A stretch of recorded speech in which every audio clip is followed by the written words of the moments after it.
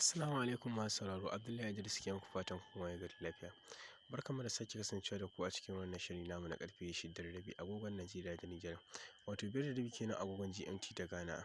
A cikin shirin namu na za ku ji mu dauke da cewa babu hamayya a siyasar Najeriya, in ji Bafarawa. Ukraine za ta iya sallamawa Rasha Crimea. Yadda tiyatar sauya kamanni ka samun karɓuwa a China. Niyyar kisa suka yi. BBC ta gano yadda jami'an tsaron Kenya suka harbi wasu 'yan zanga-zanga. Ga cikakkun rahotannin. Babu hamayya a siyasar Najeriya yanzu, Bafarawa. Tsohon gwamnan jihar Sokoto Alhaji Attahiru Dalhatu Bafarawa ya ce yanzu babu wata hamayya da ta rage a fagen siyasar Najeriya.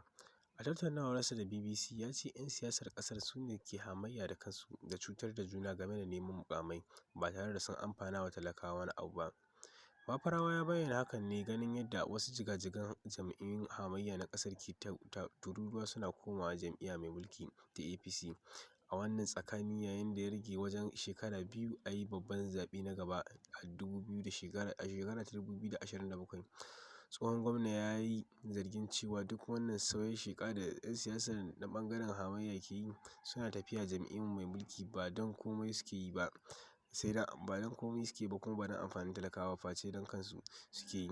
Saboda haka ya ce siyasar hamayya ta mace a ƙasar yanzu, babu aƙida. Saboda haka cikin duhu ake da mai nema da wanda ake nema. Shi mai nema irin shi sun rufe, ba imani ba tausayi, shi dai ya samu muƙami. Shi kuma talaka irin shi sun rufe, ga yunwa ga talauci ga jahilci. Saboda haka duk ya mutse a jikin shi, in ji shi. Alhaji Attahiru ya ce adawa da ake adawa, kowa da kanshi yake adawa. Me zai samu in ya ga waccan ƙofar ta rufe? Bai jin kunya bai jin tsoron hanyar nan da ya ɓace ta nan zai sake dawowa. Ba wata adawa da ake yanzu, kowa adawar da yake yi zai samu. Da zarar ya samu, babu adawa, shi talaka sai dai ya yi ta kanshi, ya ce. Ya ƙara da cewa abin takaici za ka ga 'yan siyasar ana ta faɗa da juna, amma ba don talaka suke yi ba, sai don muƙami.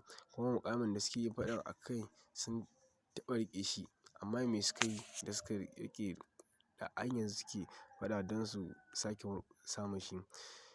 Yanzu da kake son riƙe muƙamin me ka yi wanda baka yi ba a baya, wanda zai sa Arewa ta ci gaba? Ɗan siyasar ya ce yankin Arewa yana cikin wani mawuyacin hali na komawa baya.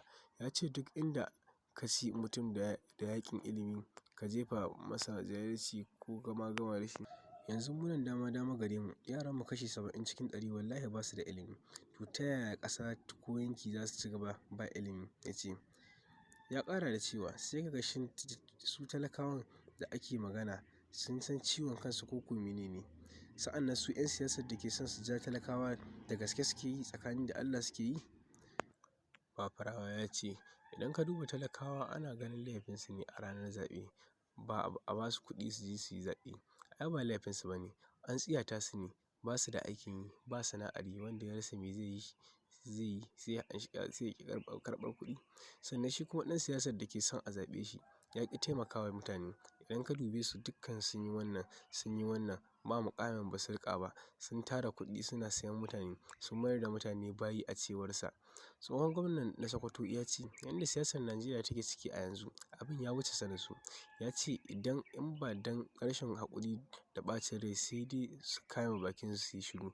To amma halin da ake ciki shi ke sa mu kasa haƙuri mu yi magana. Ukraine za ta iya sallamawa Rasha Crimea. Shugaba Trump na Amurka ya ce yana ganin a shirye takwaransa na Ukraine Volodymyr Zelensky yake ya amince ya sallama yankin Crimea ga Rasha don cimma zaman lafiya.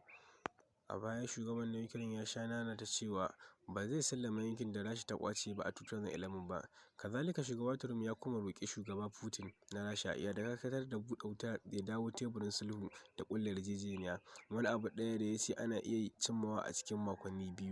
Trump ya yi waɗannan kalamai ne a lokacin ganawa da manema labarai bayan ya koma Amurka daga Vatican, inda ya yi wata 'yar ganawa da takwaransa na Ukraine, shugaba Zelensky, kafin jana'izar Papa Roma Francis.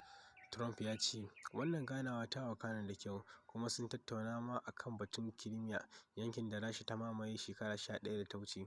Ita dai Ukraine ba sau ɗaya ba kuma ba sau biyu ba ta sha nanata ƙin yardarta tare da yin watsi da maganar sallama wani yankin ƙasarta ga Rasha, tana mai jaddada cewa duk wani batu da ya shafi ƙasa za a tattauna shi ne kawai bayan an amince da dakatar da buɗe wuta.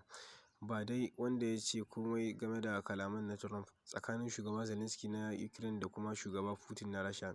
Tun farko a ranar Lahadi, ministan tsaro na Jamus Boris Pistorius ya gargaɗi Ukraine da kada ta sake yarda da wata yarjejeniya da ta ƙunshi sallama wasu yankunan ƙasarta domin kawai a dakatar da buɗe wuta. Ministan na Jamus ya gaya wa kafar yaɗa labarai ta ƙasarsa ARD cewa kada KYIB ta sake ta amince da shawarar shugaban Amurka ta yanzu, wanda ya ce amincewar tamkar miƙa wuya ne Ukraine ɗin ta yi, wanda idan ta sake yi shi kenan sai buzunta. To amma kuma ministan Pistorius ya ce Ukraine daman ta kwanda sanin cewa za ta iya rasa wasu yankunanta don cimma yarjejeniyar dakatar da yakin, amma ya ce kada ta sake ta zura jiki akan hakan ta yarda da shawarar da shugaban nan na Amurka ya gabatar ta yanzu. A makon da ya gabata, Trump ya ce ya amince da yawancin muhimman batutuwan da yarjejeniyar ta tanada. Rahotanni na nuna cewa kila a buƙaci Ukraine ta haƙura da yankuna da dama da Rasha ta ƙwace, ciki har da yankin Crimea. BBC dai ba ta ga ainihin cikakken bayanin da shirin na Amurka yanzu ya ƙunsa ba. To masu sauraro, a nan muka kawo muku ƙarshen rahotannin namu, sai kuma labaranmu na anjima da daren Allah ya kai mu. Abdullahi Idris ke muku fatan a huta lafiya.